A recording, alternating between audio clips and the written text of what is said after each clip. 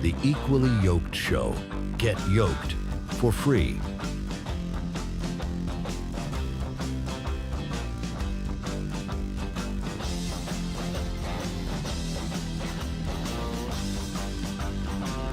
Count it all joy. Charles is back online.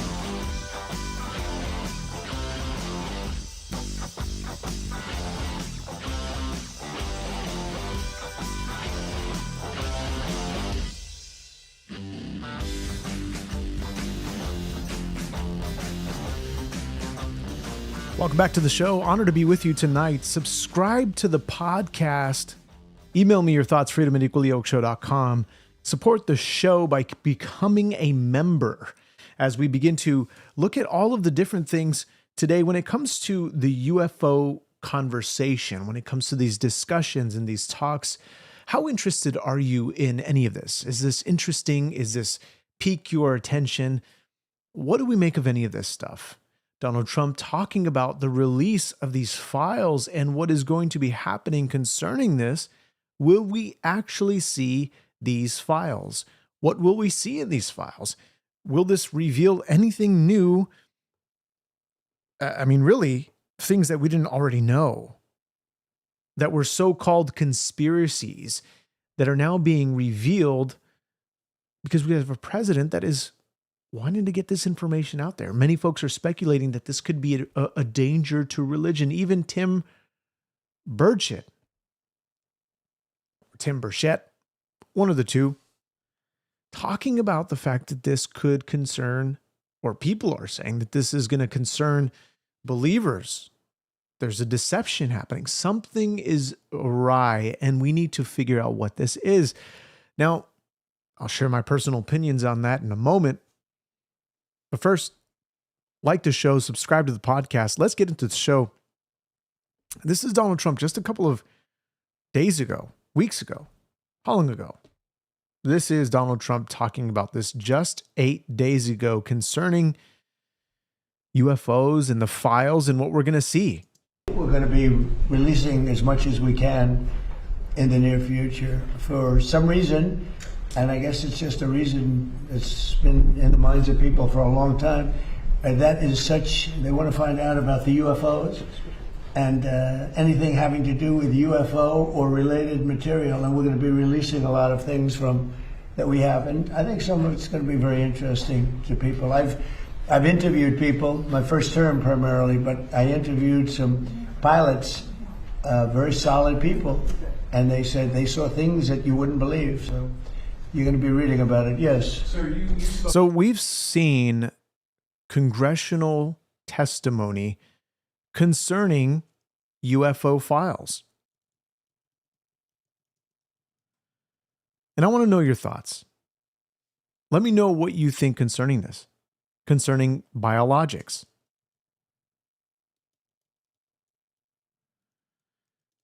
What they were saying about this non-human biologics that was recovered by the U.S. Let's take a look at this clip here.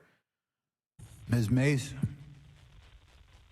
Thank you, Mr. Chairman, and good morning to our witnesses who are testifying today. I want to thank each of you for being here to discuss a topic of grave importance to our national security. Earlier this year, a Chinese spy balloon was shot down off the coast of my home state of South Carolina.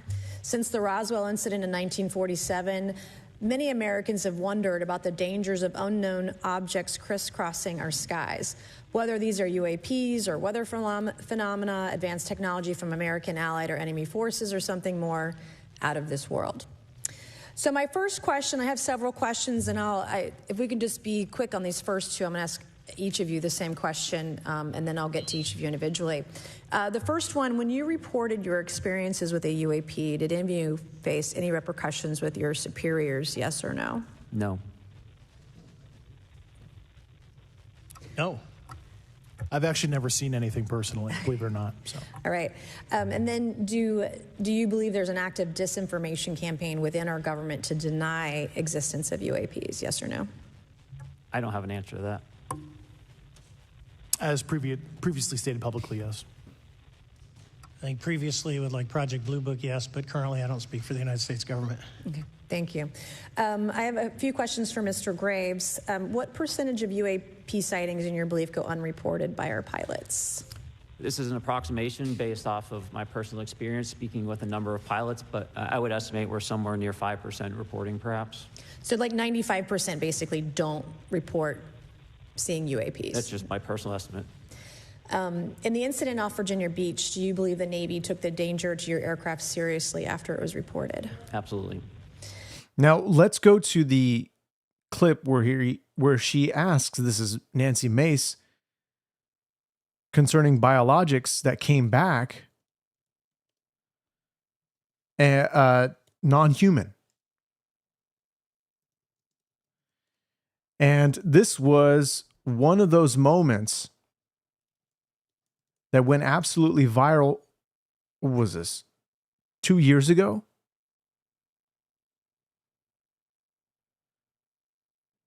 And we're going to go here. Let's take a look. Do you believe our government has made contact with intelligent extraterrestrials? Something I can't discuss in public setting. Okay, I can't ask when you think this occurred. If you believe we have crashed craft, stated earlier, do we have the bodies of the pilots who piloted this craft? As I've stated publicly already in my News Nation interview, biologics came with some of these recoveries. Yeah. Were they, I guess, human or non-human biologics? Non-human, and that was the assessment of people with direct knowledge on the program I talked to that are currently still on the program. And was this documentary evidence, this video, photos, eyewitness? Like, how would that be determined? The specific documentation I would have to talk to you in a skiff about. Gotcha. Yeah. Okay.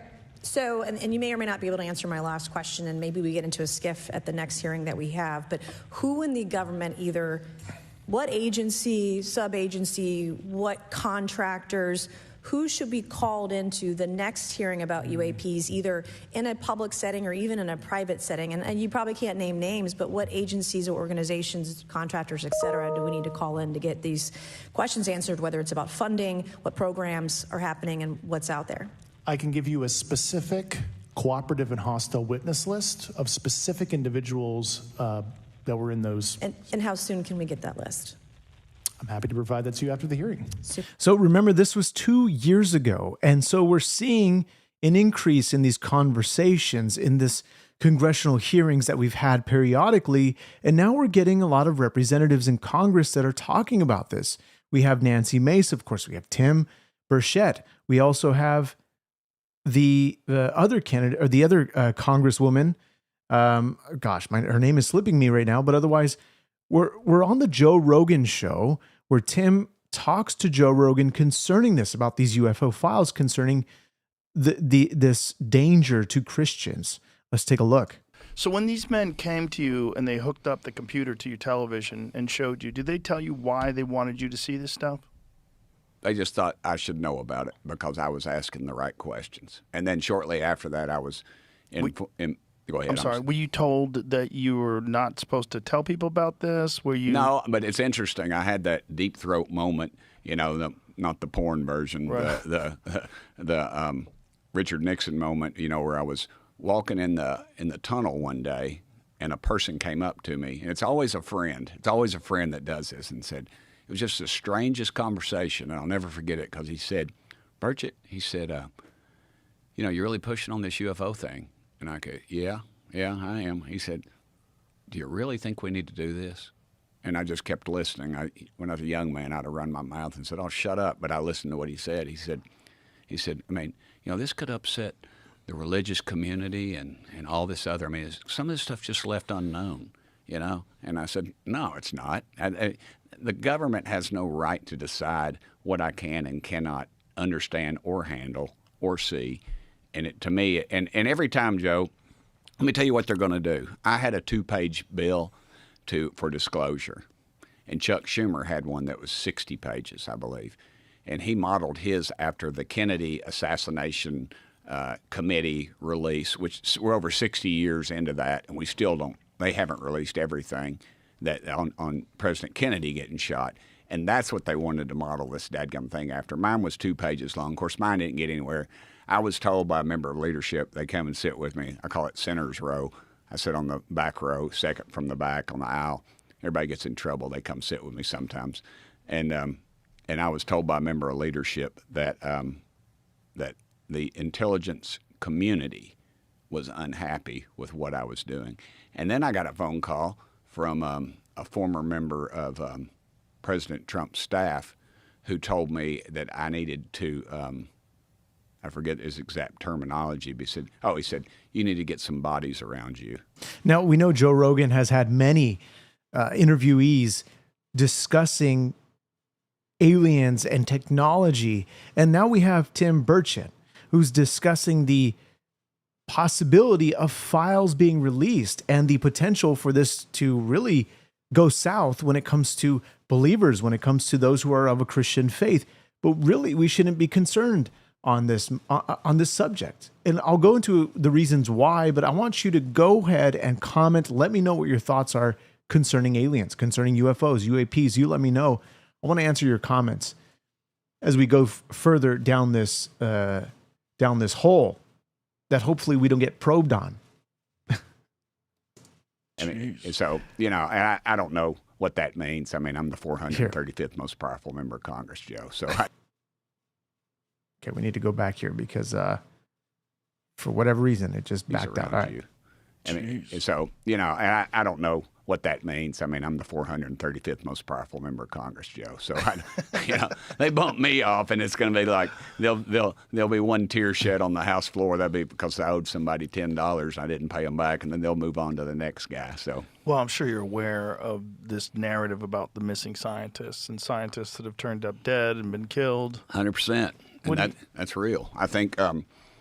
I have a theory on that. All right, and I know it's a little dangerous to throw these things out, but I was on maybe Fox one time, and I just came up with this. I say your family's mobbed up, okay, and y'all own a nice Italian restaurant, and it's world renowned, and you're busting at the seams, and you're franchising and putting out cookbooks and everything. You got this one chef who's the kingpin of all of it, but you're afraid he's talking to your competitors. Now, you don't bump him off. What you do is you rough up a few of the bus boys, and that sends a quick dadgum message that you need to shut your mouth. And timing is everything, and nothing happens by accident in Washington, D.C. To me, I think the timing is it's uncanny. You got a president, we've had these hearings in Washington. You have a president that says he's going to release stuff, and all in that same time frame, before and after that, you're having some of these high-ranking officials disappear. Now, a question came in by Ashley. You say, if aliens exist, that doesn't disprove God because God could have created other life in the universe. And look, it's interesting to speculate on all of this. Could God have created other worlds that needed salvation? Could God have created these other worlds that didn't need salvation because they followed the model of what it should have been, where they didn't eat from the tree of the knowledge of good and evil? These are questions that we can ponder on and discuss further, but God never tells us this in the scriptures. It leads me to believe that we are actually this makes us more sort of important as a species that God has created, where we are indeed created in the image of God, and this makes us that much more unique. It sets us apart. Now, yes, God could have absolutely created other life in the universe. God has created animals. God has created insects. All these different creatures that we have, both extinct and non-extinct, humans are the superior according to all creation, what it was intended to be from the very beginning in the book of Genesis, that God gave man dominion over the earth, over the creeping things, over the animals, over everything, until Adam handed that over to Satan. Okay, so I don't think there's anything that Christians need to worry about concerning this. And I think this is getting involved in a deeper conversation here with Tim Burchett and Joe Rogan. We're going to go down this a little bit further to see exactly what he's saying, because this is such a hot topic. We also saw pastors who are in this secure meeting or who were invited to this meeting with government officials discussing about a very specific thing. Hey, you got to warn your congregants that when they come to you with these questions, you better be prepared on how to answer them, because they're going to hear some things in these files that are going to shock them to their core. And I think this has always been an idea that has plagued humanity from, I don't know, at least more in this modern era, about religion and alien existence. Whether this, may shock some people, whether they will abandon their faith, believe in something else, we know deception is happening. And to me, that's nobody disappears in this country unless they want to disappear. Guys, I want you to vote in the poll. And I want to know your thoughts. Keep commenting. Let me know. You say, try worrying about actual reality. Yes, there's a lot more incredible things that are happening that we need to actually focus on. 100% agree. This is more of the sort of subtopic of what is happening in the world. And look, conspiracies and aliens have always been around. All this stuff that we've been talking about have always been around, and they will still always be around, regardless of there's any sort of new revelation in these files. You say, what we are seeing is the same beings that fall from grace, this who were thrown out of heaven. Some are not yet disembodied, but they are restrained from full interference with man. Yeah, there's a lot of scriptures that talk about the demonic, the fallen angel, and things that we need to, the things that the Bible says concerning this, whether we make of one issue versus another, on what these things could be, these extraterrestrials, these UFOs, what we're seeing, the manifestation of what we're seeing. Sewer. UFC 328 is here.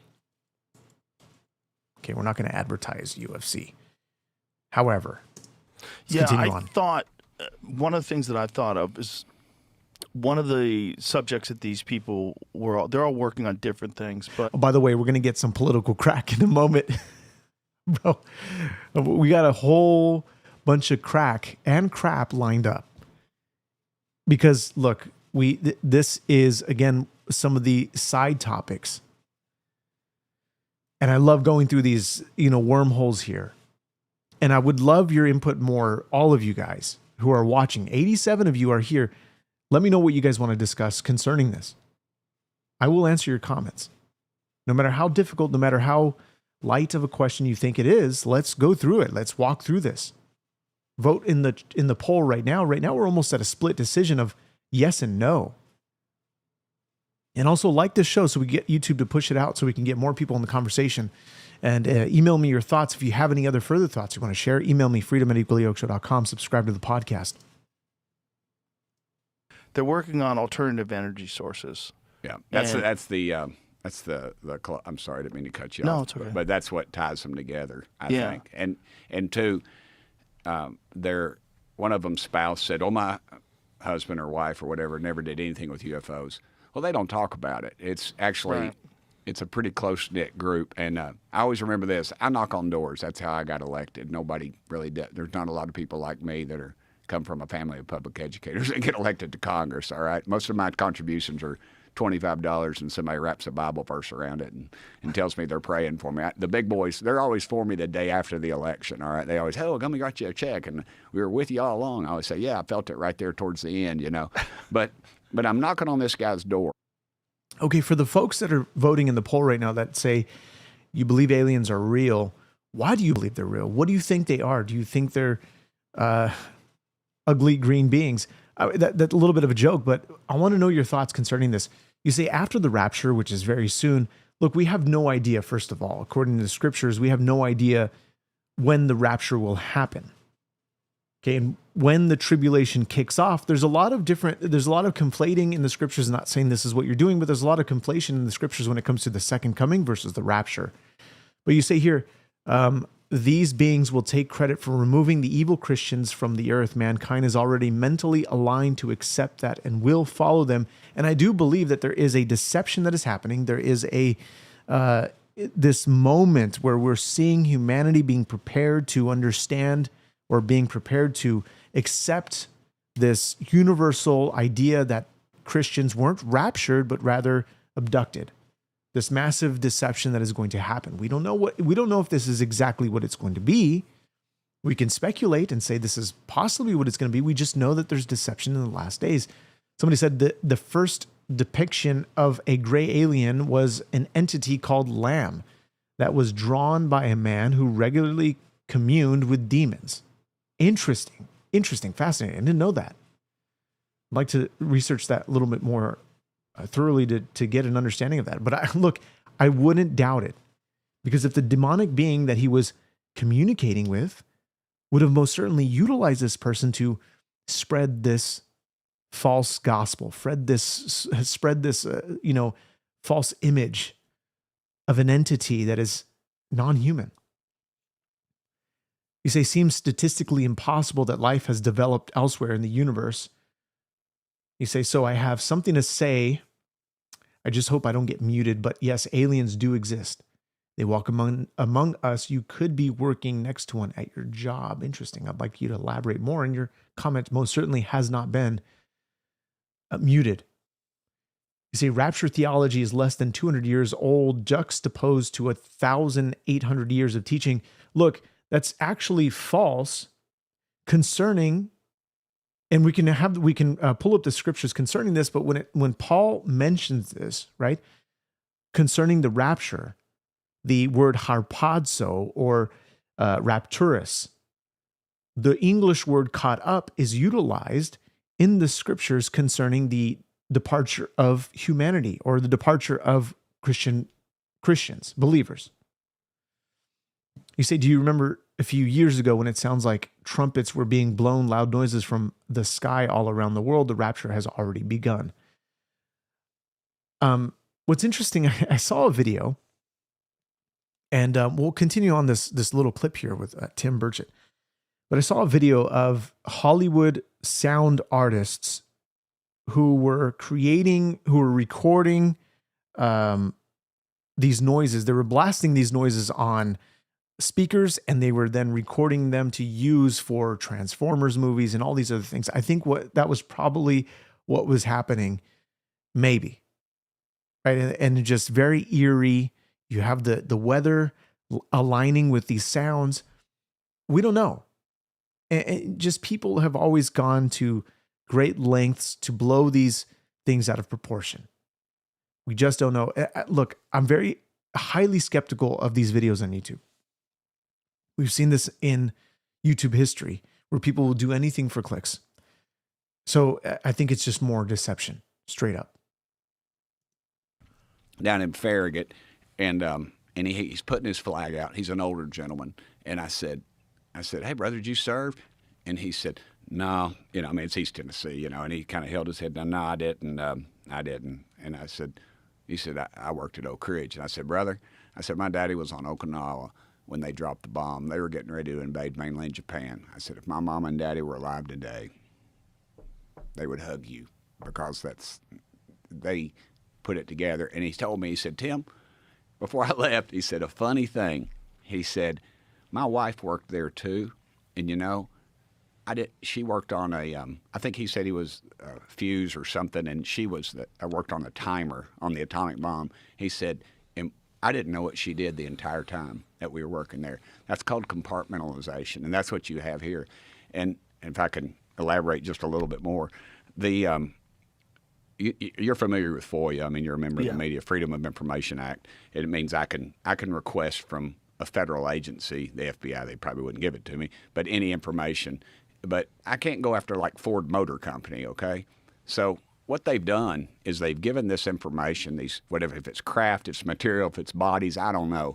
I have my suspicions, but they've given them to, there's 4 or 5 major contractors that you see that are always the ones that are putting it out there. They're missile defense systems. They're coming up with this new metallurgy, these new propulsion systems.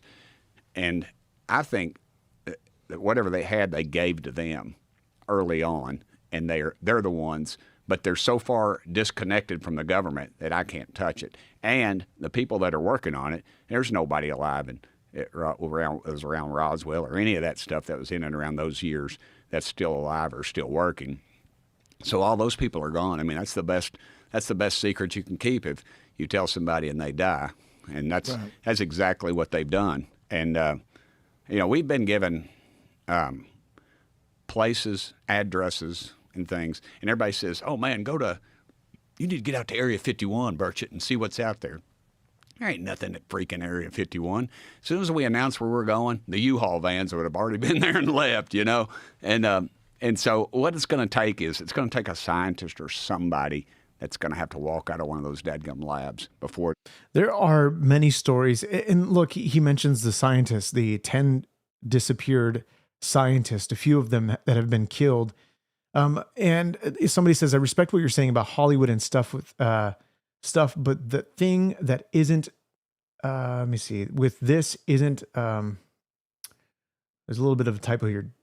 Don't respect what you're saying about Hollywood and stuff, but let me see here. I think maybe it might be a comment to somebody else. So what people think are aliens are just waiting until they are not restrained any longer. He who letteth, he shall let, until he be taken out of the way. Now, this is referring to the Antichrist. Remember, this is the lawless one, okay? He who restrains, right? This is what Paul in Timothy is discussing here, or the Thessalonians also in Timothy, they're discussing this a little bit further. But the lawless one who is going to be revealed once he who restrains is removed, being the Holy Spirit, then the Antichrist will be revealed. You see this also mentioned in the book of Daniel 9:27. You say, I focus on the known knowns. And so this is what's happening globally at the same time. I don't think Hollywood is going that far to create something like that. It would be pretty expensive. Now, I don't think, Hollywood has always played into this idea about there being, obviously, God doesn't exist and aliens are real and they are actually our creators. And there's just a lot of nonsense concerning this. However, there's many people on the political spectrum. We have J.D. Vance, we have Tim Burchett, we have many folks who are saying, look, these are demonic beings. Some who are saying it's more like technology that we just don't know. We don't know about this technology. And so this great deception that we're witnessing in front of our eyes, I think is going to play into the fact that there's this disappearance of Christians, whether it's utilizing UFOs, whether it's utilizing something else. There has to be something that creates this momentum of a story in order to explain away the rapture.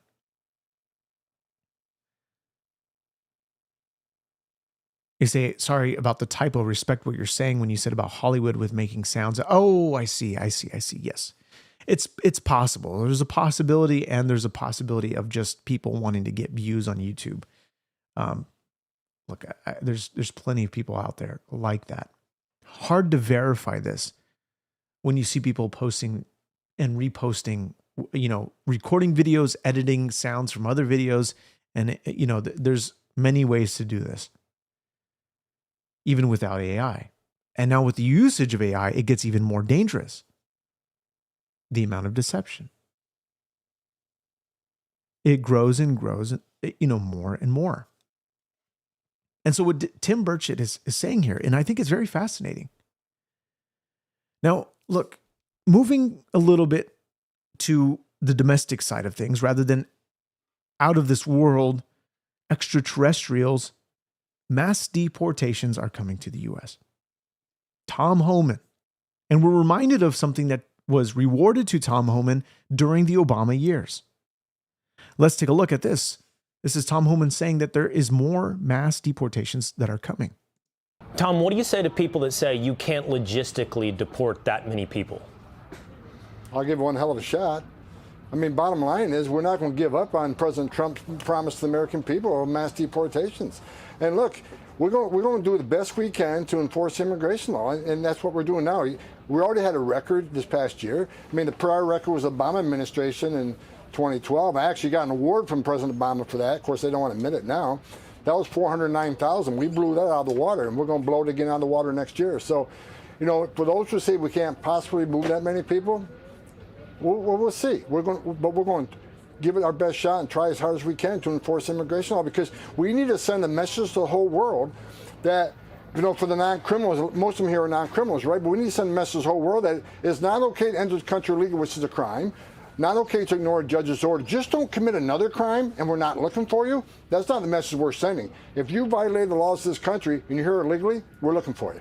So not just, as it's been described in the past, which was a priority, not an exclusivity, but a priority to focus on quote-unquote criminal illegal aliens, those who have committed violent crimes. You're saying, no, we're focusing on all illegal immigrants. No, I'm glad you mentioned that, Will, because that's a big misnomer. Other people take words out of context. Look, President Trump has said public safety threats, national security, those have to be the priority because they're the biggest threats to this country. However, we said from day one, no one's off the table. So I look at the numbers right now.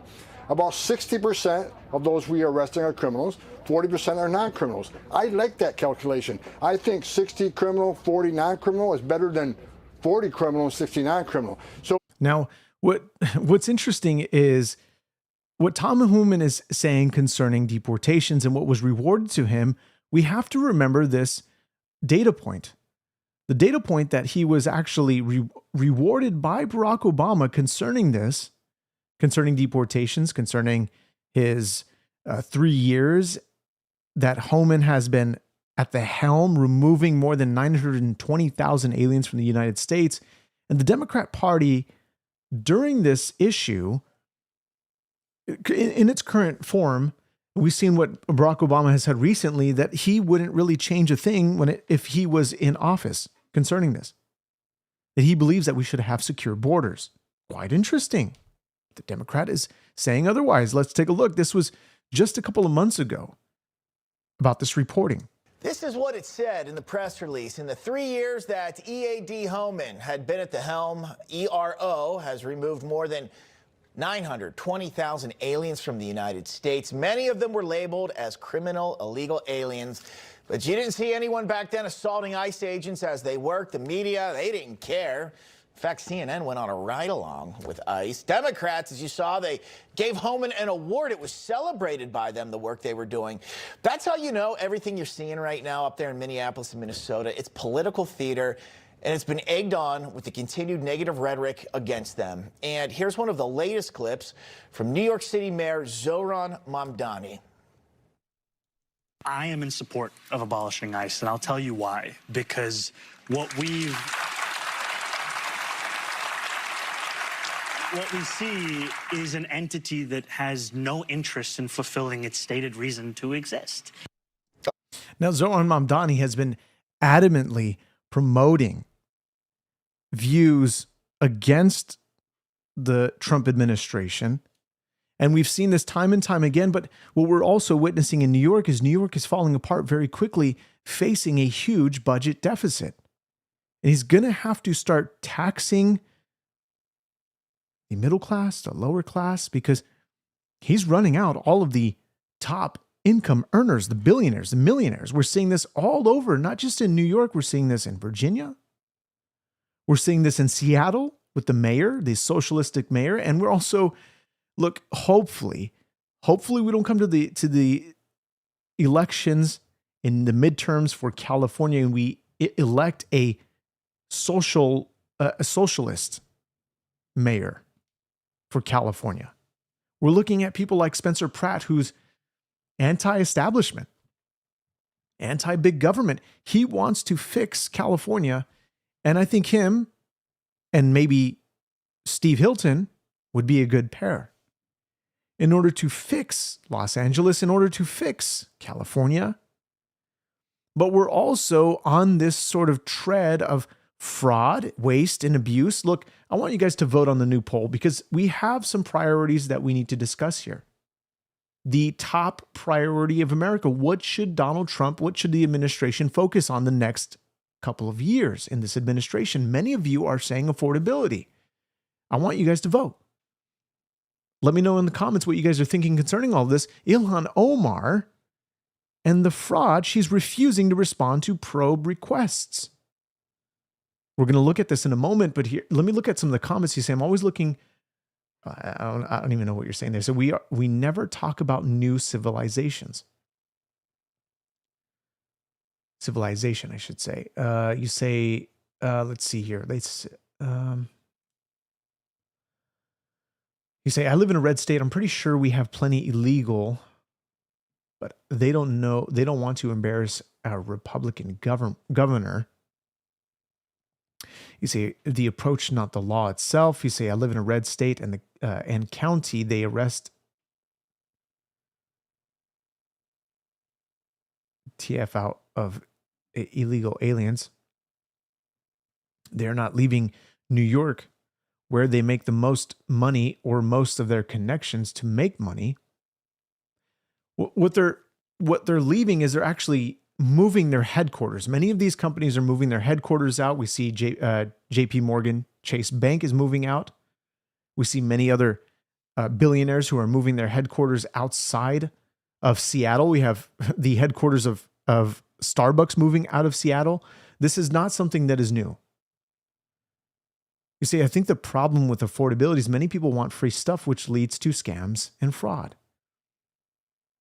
Affordability is a big conversation, and I think what Americans want when it comes to affordability, it can lead to scams, can lead to fraud. But I think we need to tackle this in the right way. I want to know your thoughts. Let me know in the chat. Here we go. This is Yellen Omar. Feeding our future fraud case, lawmakers zeroing in on her role right now in a pandemic-era meals program they argue stripped away oversight and opened the door to fraud for the federal school nutrition program. She had a direct involvement in creating the conditions for feeding our future. And as a representative of Minnesota, I believe it's important for the taxpayers to understand the role she played and understand the role her office played in communicating with the defendants in this case. Now, her, Tim Walz, Jacob Fry, the frauds who were involved in all of this really, they've exposed themselves, especially when Nick Shirley went to Minnesota to go and expose the fraud. It only blew up from that point on. We see them looking into California now. They're looking into other states that are honing down on the fraud and where it is and how they can locate it and how they can really root it out. We're seeing a lot of EBT fraud. We're seeing fraud in Medicare. We see J.D. Vance leading the charge in fraud. And of course, this is all, we're trying to, I think the Republican Party and what they're trying to do, the Trump administration, what they're trying to do is they're trying to gain some sort of momentum for midterms, because we know that midterms are key. And typically what happens is that the other party generally wins the midterms. So I think they want to gain some points. Calling this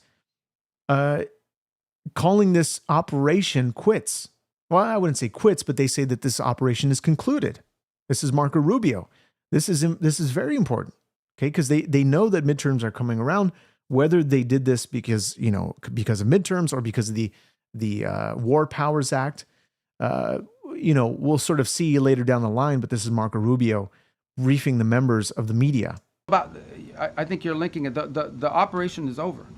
Epic Fury, as the president notified Congress, we're done with that stage of it. Okay, we're now on to this project of freedom. As far as a negotiation is concerned, I think the president's been clear that part of the negotiation process has to be not just the enrichment, but what happens to this material that's buried deep somewhere that they still have access to if they ever wanted to dig it out. That has to be addressed, and that's being addressed in the negotiation. I'm not going to go further on what progress has been made on that topic because I don't want to endanger the negotiations, but suffice it to say that the president and this entire team is aware of the centrality of that question, and that will have to be addressed one way or the other.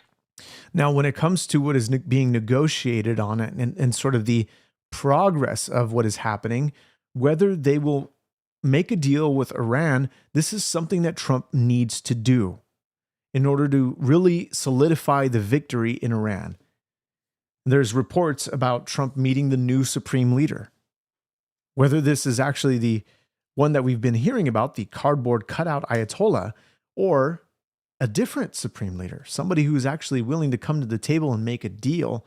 Now, of course, I think the hope of the administration was to get a regime that is completely changed. And look, I want you guys to continue commenting and voting in the poll here. So far, now we have immigration enforcement leading the charge in this poll. We're almost neck and neck with affordability and immigration enforcement.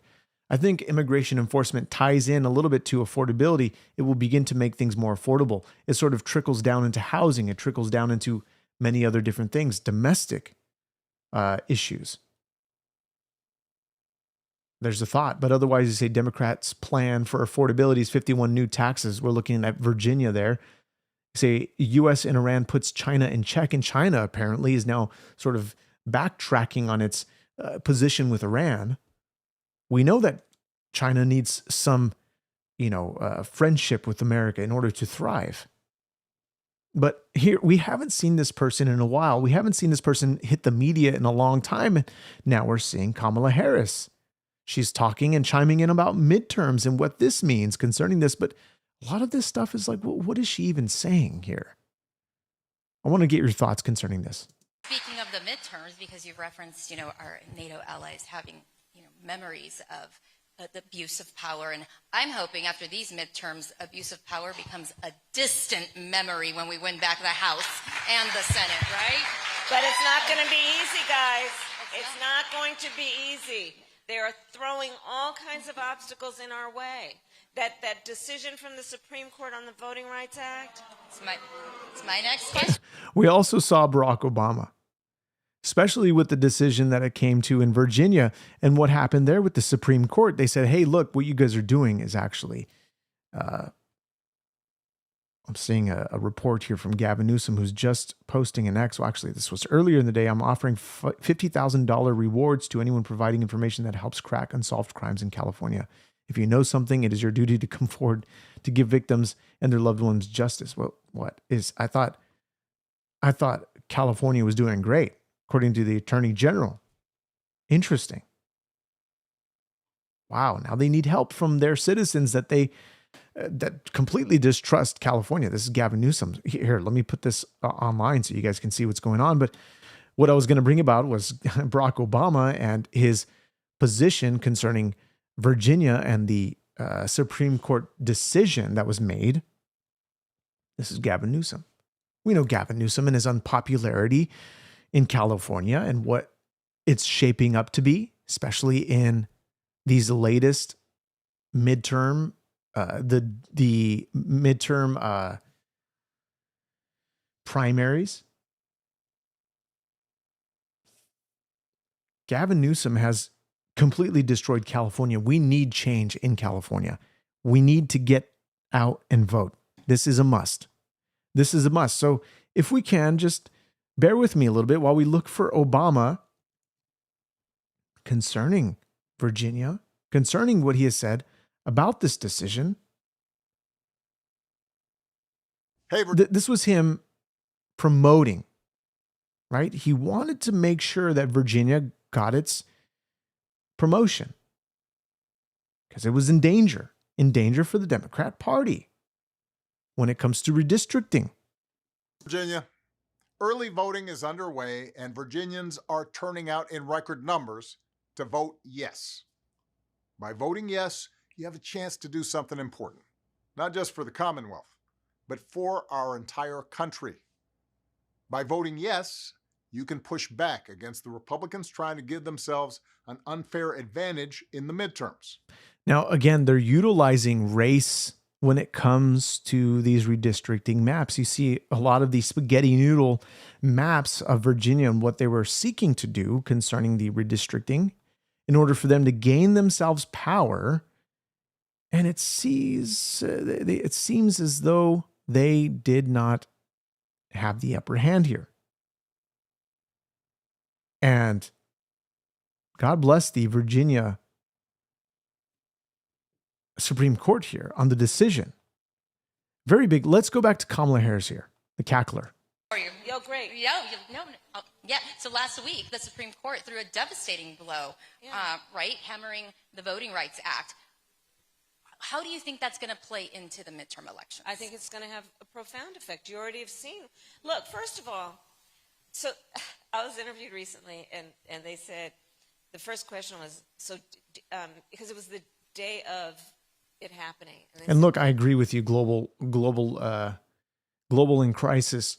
You say Gavin Newsom is the biggest criminal, one of the biggest criminals in California, in California's history, probably greater than any sort of mob or mafia or whatever gang. Newsom is a snake, 100%. You say, prepare yourself for massive disappointment about aliens. Possibly. We might be disappointed by all the documents that come out. There may be nothing that we find interesting. Maybe just another big cover-up. You say, but Iran don't want to deal with Trump, much less J.D. Vance. Yeah, all of that discussion, concerning with Iran and J.D. Vance even going to meet in Islamabad for the discussions that he spent 21 hours. It was a press briefing, 21 hours that they went ongoing, back and forth negotiations that they could not make a deal. Anyway. When you first heard about it, what did you think? And because I was in California, we're on Pacific Standard Time. It was. I think people know what time California is on. Just like you would say for the East Coast in New York. She's just about to start word salad here. Okay, she starts adding these details that aren't necessary. It's like the kid who's trying to extend his essay just by adding some extra words, adding some extra sentences. Yaim, welcome back. Glad to have you. Haven't had you here in a while. It's good to see you. But you say, gotta quit spending money and spending money on disposable stuff. Quit wasting your money on disposables and buy practical only. What is that concerning, though? Hadley Man Music. Curious. I'm not sure if that was in regards to something else, but so everyone needs to see the new ads for California governor. What a riot of truth, Pratt for governor. But he's not running for governor, though. He's running for mayor. So, look, I think he could pull this off. If you guys have been watching the debates concerning Pratt and the other two, the socialist Democrat and Karen Bass, my goodness, what a disaster for the other two. Pratt was doing, he's not this political figure guy. He's not been, you can tell he's not really involved in politics yet. He's doing his research. He's getting better at answering questions and he's getting the platform. He's getting a lot of popularity because of his position and the fact that his house burnt down during the Palisades fire. Guys, please share your comments and like the show. Subscribe to the podcast if you like what you're hearing so far. Let's continue on with the cackler for a little bit longer. Early in the morning. And again, pardon my language, but so the first thing I heard about it was at the crack of dawn. And I was like, I thought this was going to happen in June. I didn't think it was going to, because normally a lot of the big cases come down in June. Okay, I'm not a conspiracy theorist. I just pay attention. She literally said that she pays attention. It's not a conspiracy theorist, yet she didn't know because she was apparently caught up with everything. And then she goes to say, well, I'm not a conspiracy theorist. I mean, like, what is she even talking about here? Does anybody know? Is anybody following? So,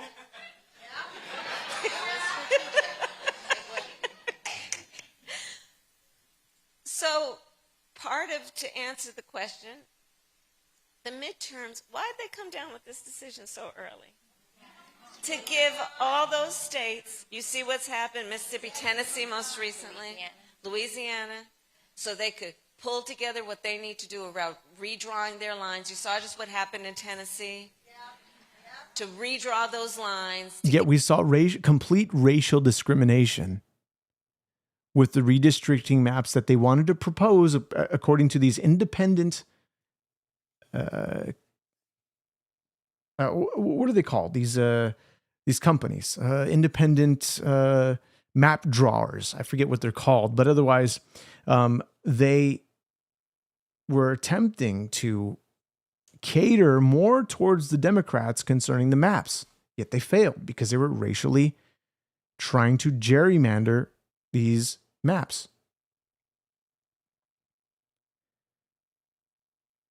She might not be a theorist, but she's definitely a conspiracy. Those ballots printed for the midterms. Understand what's happening. I was in North Carolina. And let me tell you, I went to go visit a group of students because I'd been reading about how they're organizing around voting. These students attend North Carolina A&T. It is the largest HBCU in America. These young leaders have been organizing because the officials there took their polling place from the campus. So whereas we raise our children, especially when they hit that age, college age, whether they're in college or not, where we want them to set up good habits, we know that that's the stage at which you will develop your patterns for what you'll do in your life. See, she's going on to other nonsense here, but let me just make a little bit of a correction here. The redistricting that is handled by state legislatures, which control the process in over 30 states, but other methods include independent commissions. That's the word I was looking for. Advisory commissions or courts even. But when it comes to Virginia and the decision here, let's go to the decision. And it says Virginia Democrats won the vote on the map, but voters lost the fight. This is from The Hill. It says Virginia Democrats popped the champagne last month after winning roughly 51.5%. We also saw what happened with Prop 50 in California. They secured the right to redraw the state's congressional map to give themselves 90+% of the representation. Their proposed map, although it could be blocked by the state Supreme Court, which it was, which would cause as many as 4 Republican-held House seats to flip in the next election. And they failed because they said that this was unconstitutional. Unconstitutional. Wild. So whatever Kamala is going on about in this clip here, she's just going to continue to word salad, and we don't even know what the heck she's going to talk about. Now, briefly, let's break away here for a moment. And yeah, neither have I. Colin, welcome to the show. He said, what is Harris actually qualified to do? I actually don't know. And thank God she did not become president of the United States with Tim Walz.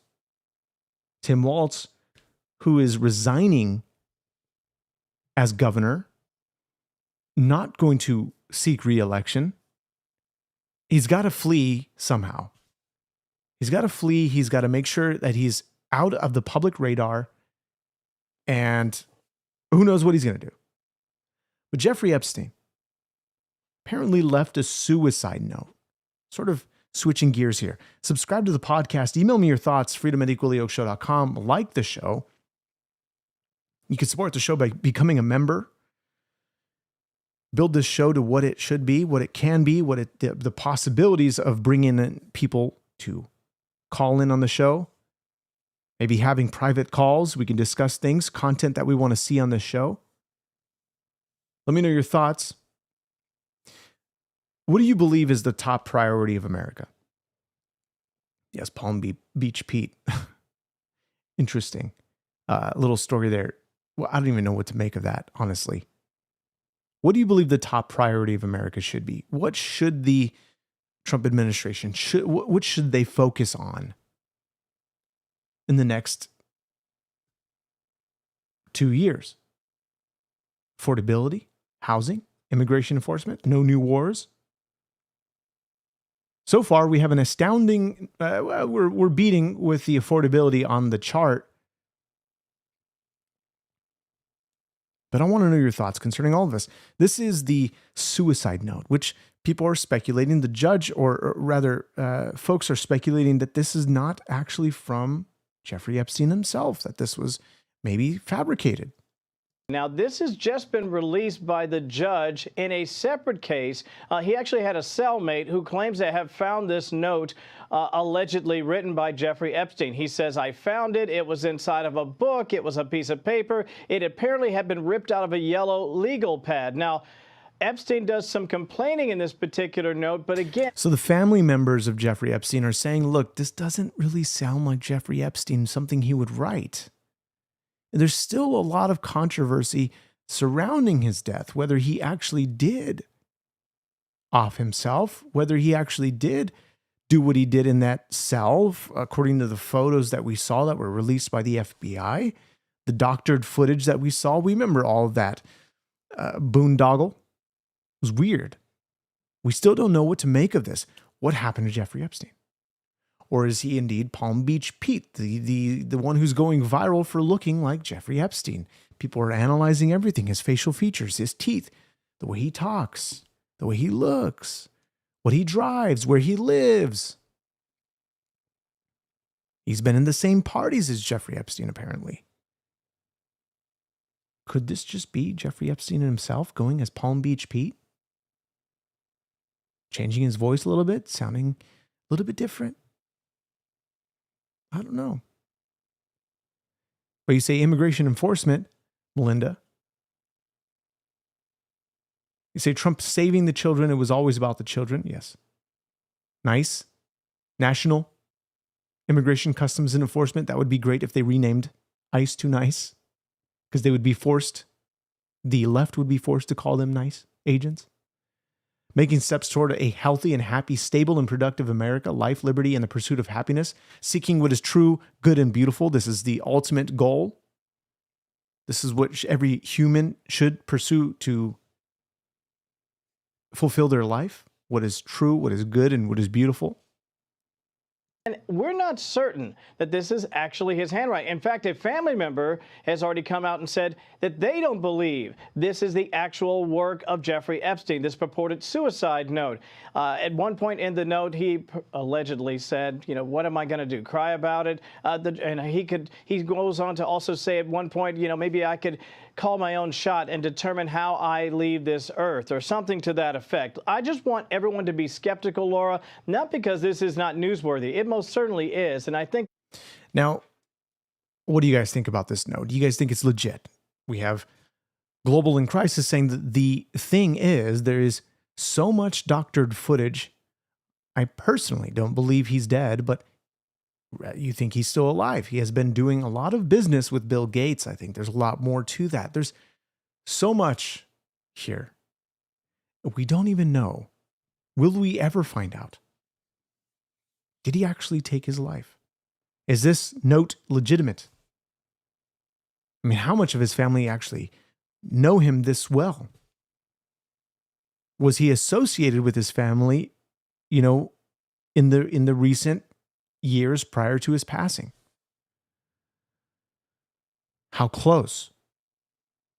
Where's the evidence? Where's the sort of forensics concerning this note? Do we have any other writings about this? You say Megyn Kelly was saying that we could hear from him soon. Yeah, I do remember that clip. People were speculating that he was still alive. Yes. Also, hantavirus, right? This new virus.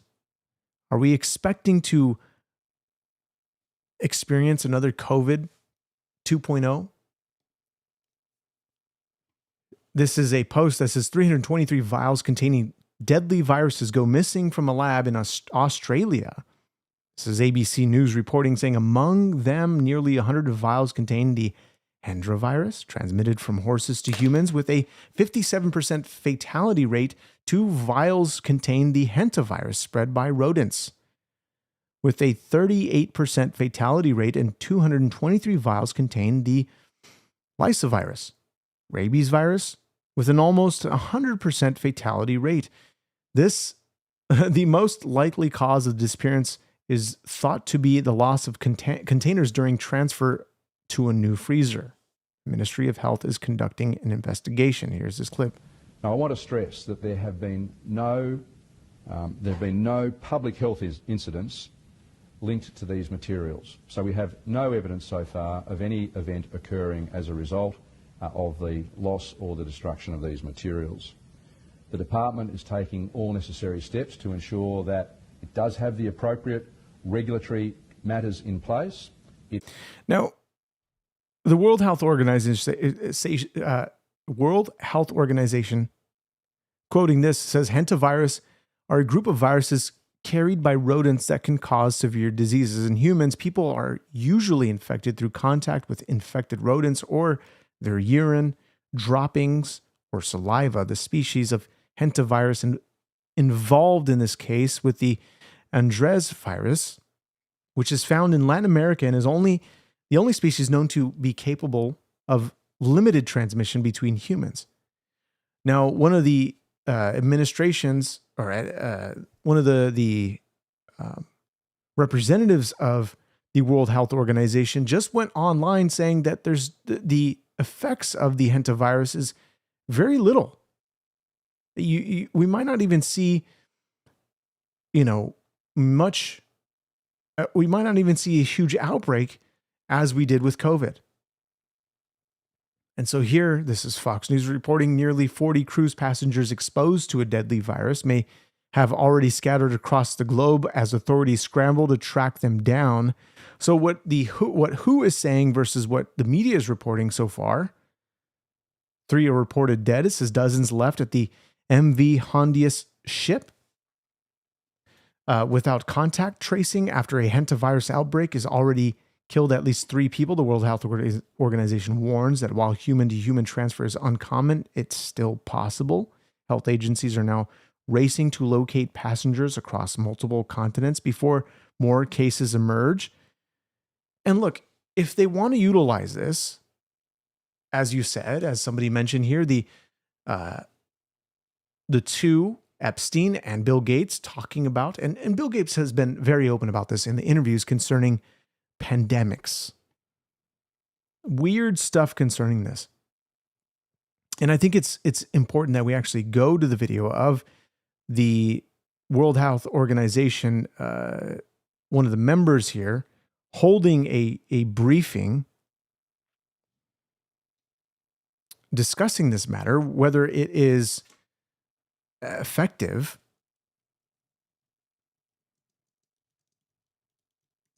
Subscribe to the podcast, like the show. Let me get the conversations going here. I want to know what your thoughts are concerning all of this. Will we be going through another COVID-19 crisis? Let me say this much. I'm not wearing a mask. Nonsense. Not wearing a mask, not doing it. Not doing the 6 feet distancing, not doing it. Churches won't close. They're not doing it.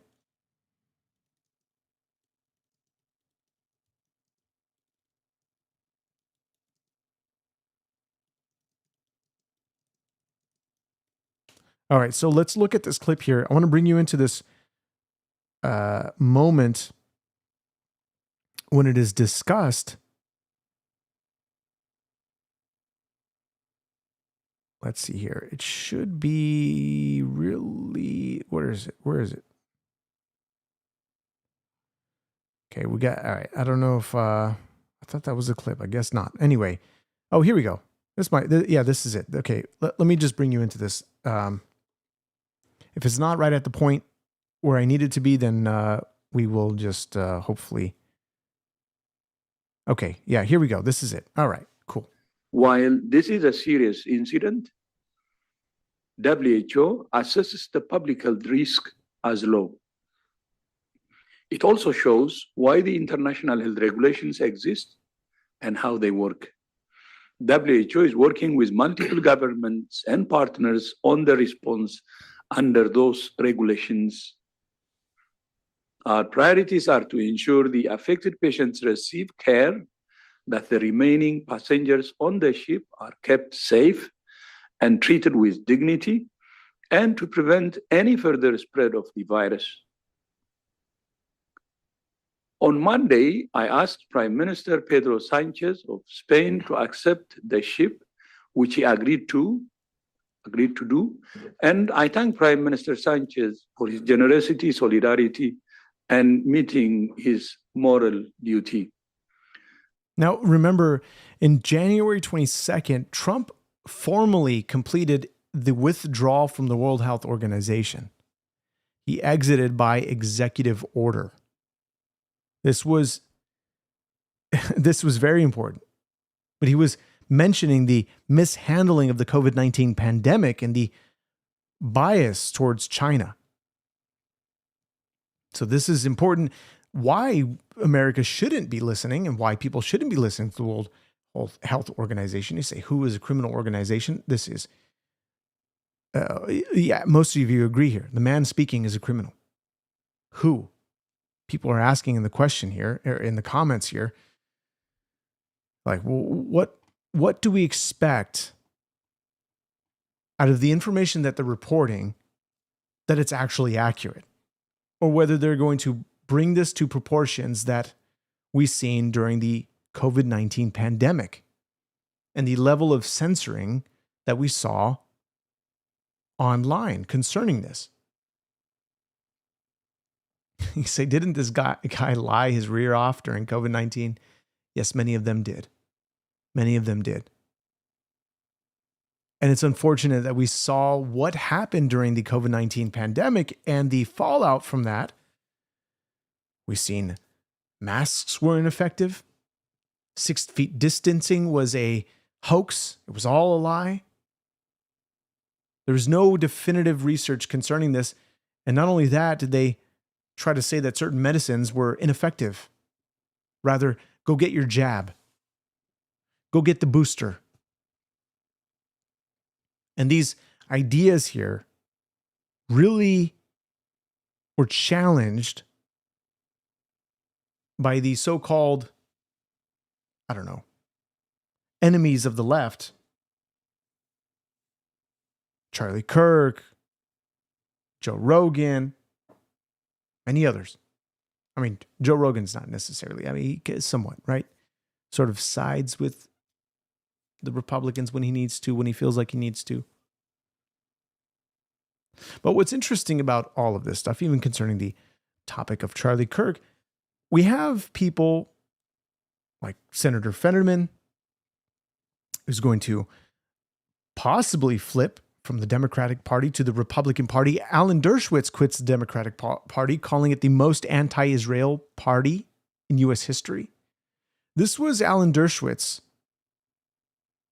2 years ago, back in 2023, 3 years ago, almost 3 years ago, on the Charlie Kirk show, discussing and really defending defending Donald Trump and the popularity.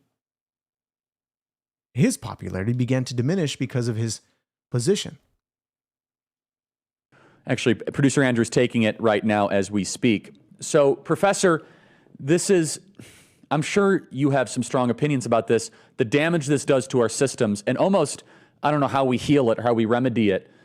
What bothers me is that the people on the progressive woke left, I will take that distinction. I think you're exactly right. And by the way, progressivism, this conversation that we've had just a couple of podcasts ago, you should look at the program that we discussed this when it comes to Clarence Thomas and what he discussed about progressivism and the rise of this and how dangerous this is to America, because it's very antithetical to the Constitution. And he describes it in detail as far as the warning that he does on this speech. I highly recommend you go watch that podcast. But here's Charlie Kirk, and here's Alan Dershowitz. They seem not to care that they're damaging the institutions, that this is now going to be basically an era where you just indict your political opponent just to hold on to political power. Do you think your former friends and colleagues at Harvard Law and at all the top law firms, do you think they care about the damage they're doing? Now, by the way, I agree, Yaim. You said Charlie was so young and so intelligent. I highly recommend, if anybody's got time when they're on their job and they don't really have, they're not really interacting with people, they could just listen to stuff, podcasts, whatever, go back. Go on the Apple Podcast, go back to 2023, Charlie Kirk's reporting during the Biden era, during the indictments, all of that stuff. You see how incredibly accurate the guests were when they were discussing these things with Charlie Kirk. How accurate that the sort of predictions that were made concerning the political sphere and what it will look like in 2024. The possibility of Trump being imprisoned. The possibility of the indictments actually putting him into jail for the ridiculous amount of years that he was going to serve in jail beyond his lifespan, beyond many lifespans. And the economy, I highly recommend you go back and just listen. And you see how incredibly accurate this man was when it comes to his reporting, what he was looking at, the data, and all the evidence that he puts out there, especially the video, the tapes that he plays to his audience to show how radical the left was and how empowered they felt during the 2020 to 2024 run of Joe Biden. He was incredibly accurate. And the Democratic Party was bold. You see, bro just unironically cited the Clarence Thomas talk where he cited Hitler and Stalin as part of the rise of progressivism. Clarence Thomas, is that where he mentioned Hitler and Stalin? He was talking about a specific president, Woodrow Wilson, where he really sort of pushed this idea of progressivism and taking this idea from Europe. And you're right, no politician will ever be our savior. Never. We're not looking to people. We're not looking to humans to be our savior. Absolutely not. Amen, Yaim. We have one savior, and Trump isn't him. There is a God, and we aren't him. Important to understand that. So Trump is like America. They both have a promise of being greater if they can stay on track. Sadly, neither are right now. A lot of people agreeing with you and a lot of people disagreeing with you. I'd say that much. Too many of them don't. I mean, Professor Lawrence Tribe, who teaches constitutional law in Harvard, and two other professors recently basically have said to their students, don't listen to the Supreme Court, ignore the Supreme Court, circumvent the Supreme Court's ruling on race-based affirmative action. You know better than the justices. We're seeing the rule of law really in so many ways destroyed. And when Larry David came up to me in the Chillmark store and screamed at me and yelled at me and said I was disgusting with the veins bursting on his forehead, it was as if he was talking to Heinrich Himmler and that I had just defended Adolf Hitler. Jeez. I mean, that's the way some of these people on the extreme woke radical left think of Donald Trump, and they don't care. They don't care what means they use. They don't care how much they destroy the Constitution as long as they get Trump. And that's why I wrote this book. It was very controversial. It has cost me, as defending Donald Trump, cost me a great deal in terms of friendships, the way my wife has been treated, the way my children, my grandchildren have been treated. People just have lost all sense of decency when it comes to having different points of view. And the irony is I share many of their points of view on the merits, not the extreme progressive woke points of view, but generally points of view. I'm in favor of gay rights. I'm in favor of reasonable abortion choice, reasonable climate control, reasonable gun control. I am a traditional liberal, but my former friends on the radical left, one of them was walking yesterday on the beach and he saw me coming and he took a sharp right turn, went up to the top of the dunes. I thought he'd fall off to avoid even seeing me. And that's the way it is today. And look, and this is the position of people like John Fetterman, people like Alan Dershowitz, who will stand up against their own party, against the people that they indeed side with. And like I said, Alan Dershowitz removed himself from the party and said, no more, I'm done with it. I am done with it. And he says something very interesting in a recent interview. This is, mind you, 2 years ago.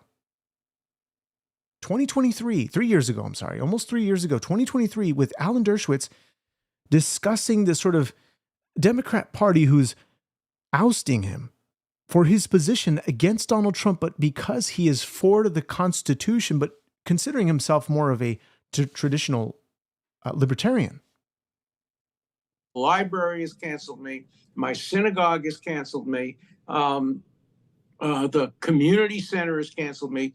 The book show on Martha's Vineyard, I'm probably the best-selling author on Martha's Vineyard, and they canceled me. It's just they don't want to hear opposing points of view. That's not liberal. It's called progressive, but it's repressive. Professor, then I have to ask you personally, in the last minute and a half we have remaining, why do you keep on talking and fighting? You don't share the politics of Trump. You've lost a lot. Your friends act as if you have some sort of like COVID infection when they see you on the beach, as you just described. What motivates you then?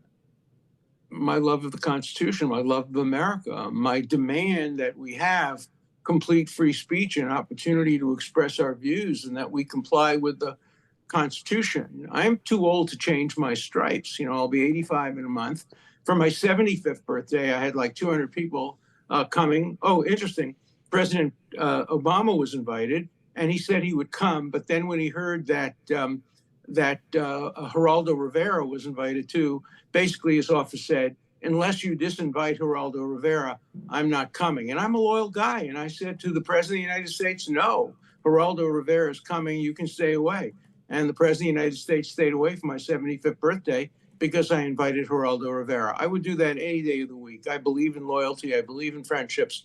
I don't agree with Geraldo and everything, but he's my friend. So, of course, So this is what I mean when I say the chaos of the left. Where the chaos of the left, they will push anybody out of their own party when they don't agree with them. When they don't agree with the simple, basic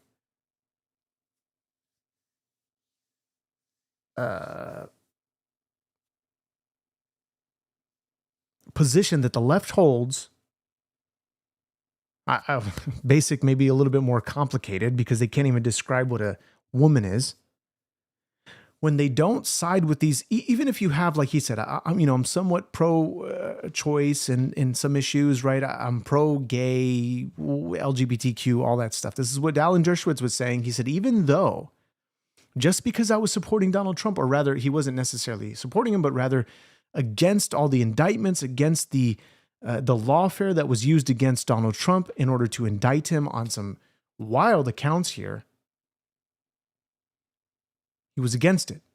And this is him more recently concerning his position, why he left the Democrat Party, that it was a gradual process. Well, it was a gradual process. I left the Democratic Party when they had their convention, and their convention became a platform for anti-Israel, anti-American, anti-Semitic speakers. They didn't have any pro-Israel speakers. In 2024. Yeah, and that caused me to leave the Democrats, but I became an independent. And then when the Democrats start nominating people like the candidate from Maine and potentially the candidate from Michigan, and started putting at the center of their party people like Bernie Sanders, who is the most anti-Semitic senator in modern history. He's Jewish, but he's a self too. Let's never forget that thousands, not tens of thousands, thousands of Jews voted for Adolf Hitler in the 1932 election in Germany. And Bernie Sanders would have voted for... Wait, hold on. You say, okay, describing what a woman is, the thing is so stupid. You can't ask a complex question and expect a simple answer. It's very simple. A woman with XX chromosomes. Simple as that. Simple as that. And you don't have to be somebody who understands biology. You don't have to be this expert in biology. It's so simple that even a Supreme Court justice cannot answer. Ketanji Brown Jackson, who could not answer a simple question, a line of questioning that is to describe, and she is a woman herself.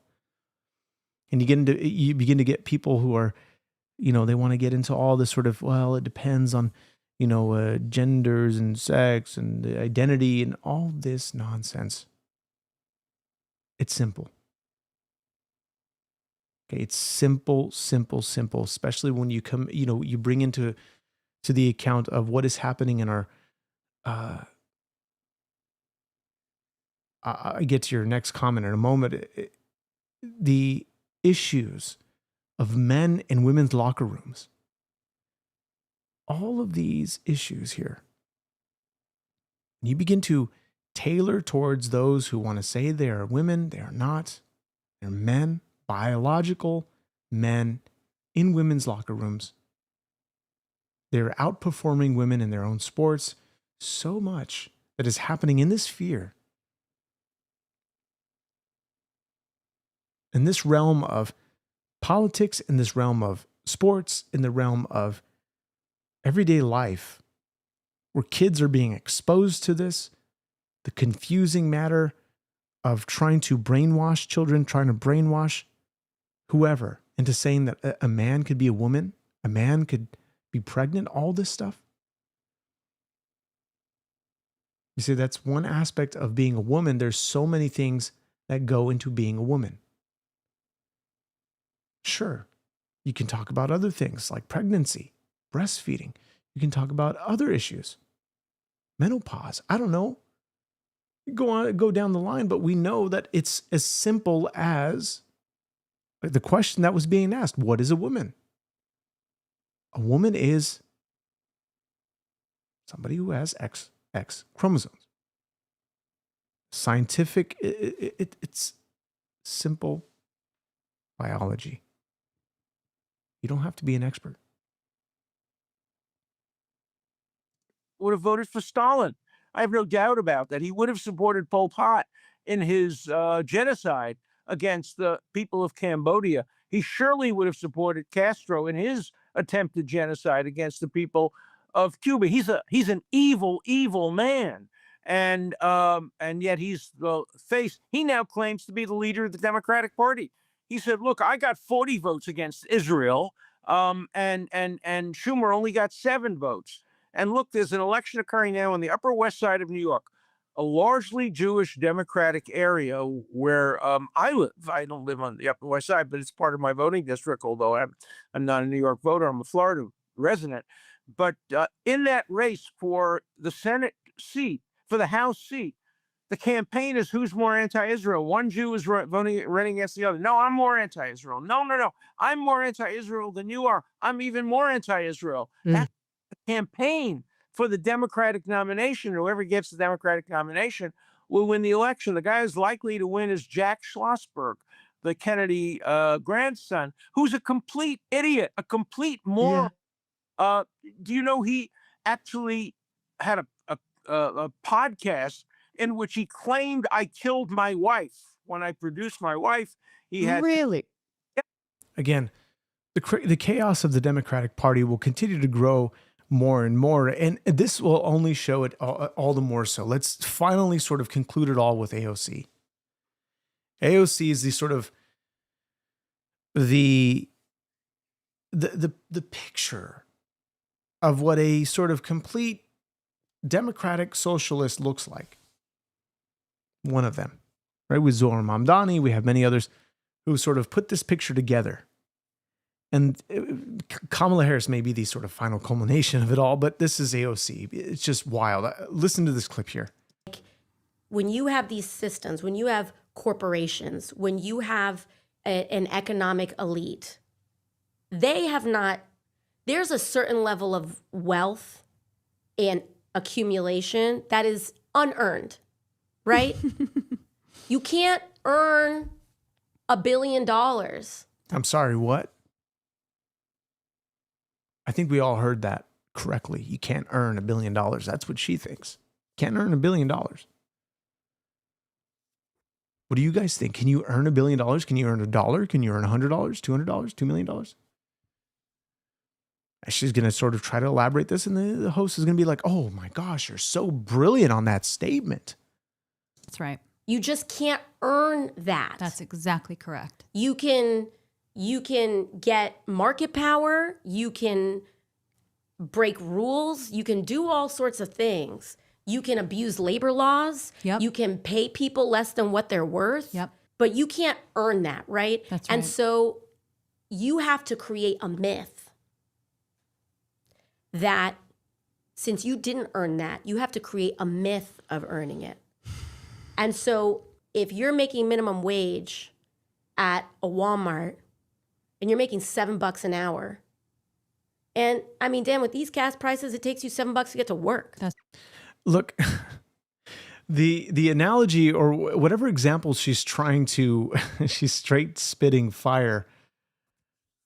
Whatever analogy she's trying to point to as far as somebody working at Walmart, you're not going to earn $1 billion working at Walmart.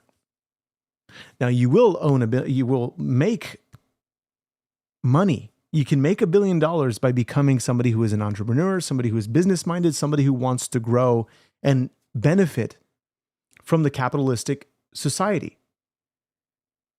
And so you have the socialists like Zohar Mamdani, you have the socialists like AOC who want to push this idea, who want to expand socialism across the United States, eventually solidifying it to being not a socialist economy, but a communistic economy, to being like a Venezuela, to being like a Cuba. She is a nutcase. Ben, you're absolutely right. But when it comes to this position of you can't earn $1 billion. Look, the average Joe, yes, is not going to earn $1 billion working at Walmart, working at Amazon, working at Vons, whatever. We know that. But it's those who have accumulated that money via inheritance, via wealth, because they were business-minded entrepreneurs who were successful, who failed time and time again. You look at many of these interviews, even some guy by the name of, I forget his name, but anyway, he's the one that does the School of Hard Knocks. He interviews all these billionaires who have failed time and time again on businesses that they've tried to run. I mean, business, you even have people like many brilliant people who are talking about business is essentially entrepreneurship is solving a problem or solving problems for people. Right? There's a problem, you solve it. You're the one there to solve it. You make a product to solve the issue at hand. And there's a lot of other aspects to that, to growing this company, to growing a business, to growing this complete package in order to solve the niche that you're looking into, and you grow that.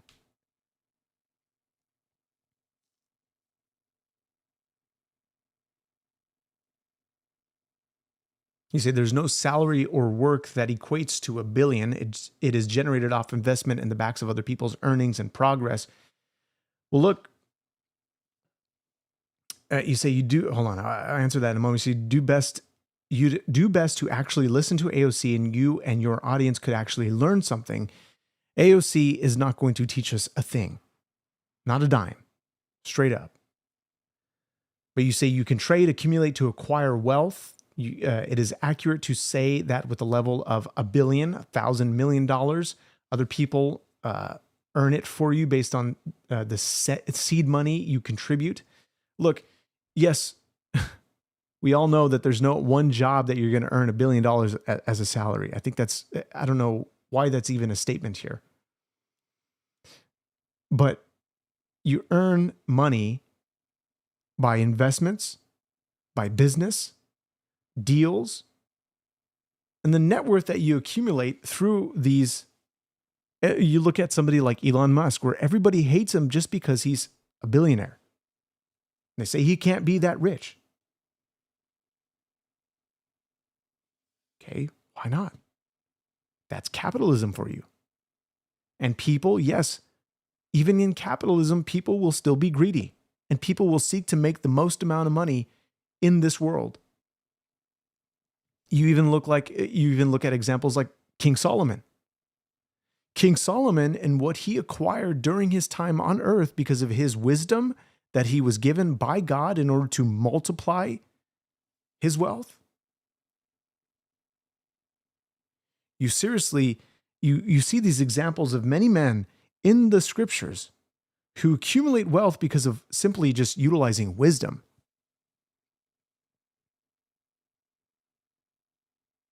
You'd learn a lot if you actually just read scriptures and understand how to utilize finances, understand how to build finances, utilizing credit for good and ways that you can get into debt in order to make money. This is how capitalism works. And yes, people can be greedy with it. But there's also folks who are willing to contribute to the betterment of society rather than following into these traps of socialists, communists like AOC, like Bernie Sanders, like Zoran Mamdani, who say, we actually want everybody to receive a universal basic income. Everybody will be paid. Doesn't matter if you're a doctor, doesn't matter if you're a taxi driver, you're both going to earn the same. Your experience and your level, there's a bigger issue here at hand rather than somebody who can't find a job that earns $1 billion. It's stupid. There's no intelligence here. I'm sorry, it's non-existent.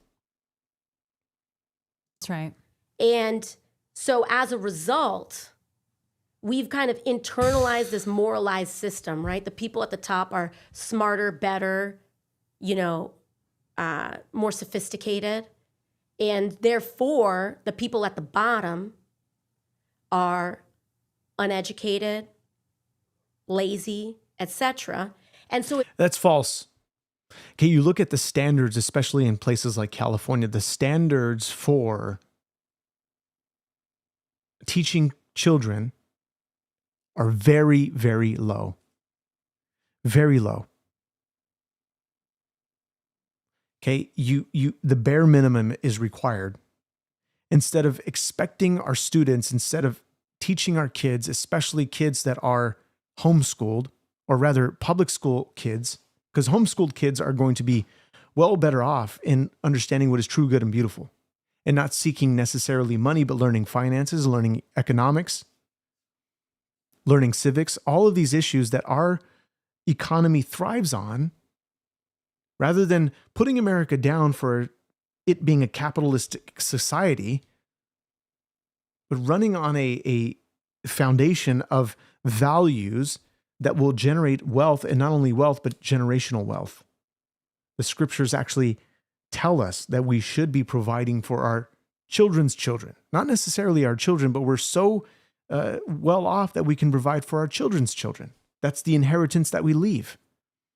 Yet all the while acquiring the greatest inheritance of our Heavenly Father, which is eternal life.